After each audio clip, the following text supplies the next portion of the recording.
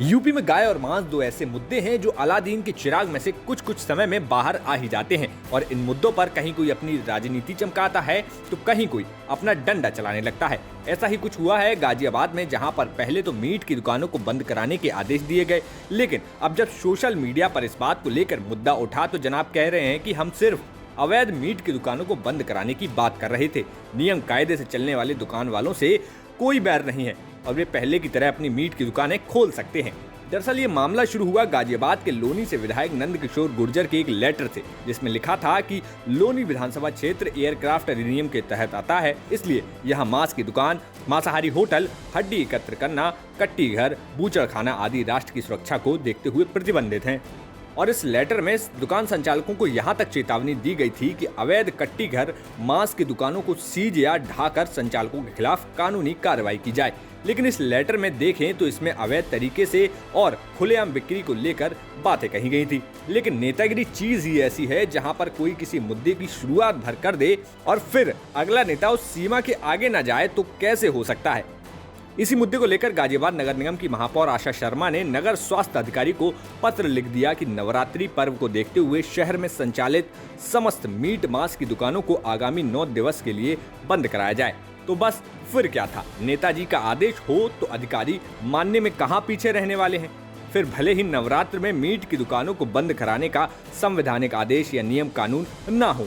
तो फिर क्या था। जैसे ही लोगों ने इस आदेश पर प्रश्न उठाना शुरू किया तो महापौर साहिबा का संशोधित आदेश वाला लेटर भी आ गया, जिसमें कहा गया कि 1 अप्रैल को उन्होंने जो आदेश दिया था उसको संशोधित करते हुए यूपी सरकार के द्वारा जो आदेश दिए जाते हैं उन्हीं का पालन कराएं।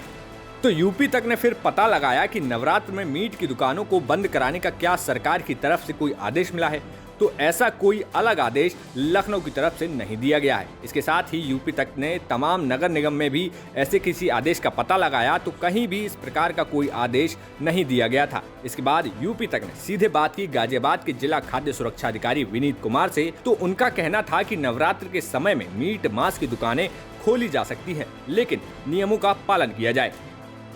मांस की दुकानों को लेकर जो ये बातें हैं कि ये मीट मांस की दुकानें नवरात्रि में बंद रहेंगी, इसमें ये बिल्कुल स्पष्ट करना है कि अवैध कोई भी मीट मांस की दुकान नहीं चलेगी और ना ही जो मानक हैं उन मानकों का उल्लंघन करते हुए कोई दुकान अगर पाई जाएगी तो उसके विरुद्ध कार्रवाई की जाएगी। इसके साथ ही जो अन्य खाद्य सुरक्षा मानक अधिनियम और नियमावली में प्रावधान दिए गए मीट मांस की दुकानों के लिए वो सभी सख्ती से लागू कराए जाएंगे। साथ ही यदि कोई नियम के अनुसार मीट कारोबार करना चाहता है तो उसके लिए विभाग की तरफ से कोई पाबंदी नहीं है। इसी के साथ गाजियाबाद के नगर आयुक्त महेंद्र सिंह तंवर ने भी कहा कि उनकी मंशा ये थी कि नवरात्र के समय मंदिरों के आसपास मीट मांस ना बिके। सर, शासन के आदेश पर 9 दिन के लिए मीट की दुकानें बंद की गई हैं। पहले तो मैं ये स्पष्ट करना चाहूँगा कि ये आदेश यूएलबी स्तर से जारी हुआ है और इसकी जो पीछे की मंशा वो ये है कि नवरात्रि चूँकि स्टार्ट हो चुके हैं, 9 दिन के लिए जो खुले में जो मीट मांस बिकता है उसको लेके हम लोगों ने एक निर्देश जारी करे हैं कि वो 9 दिन के लिए इस प्रकार की एक्टिविटीज़ धार्मिक स्थलों के आसपास ना हो। बता दें कि 1 अप्रैल को भी प्रशासन की तरफ से गाजियाबाद में अवैध तरीके से बिक्री करने वाली दुकानों को बंद कराया गया था, लेकिन फिलहाल के मुताबिक जिला खाद्य सुरक्षा अधिकारी का कहना है कि नियमों का पालन करते हुए दुकानें खोली जा सकती हैं। अब देखना होगा कि यूपी में नेता अपनी राजनीति को चमकाने के लिए और क्या क्या स्वघोषित नियम लागू करते हैं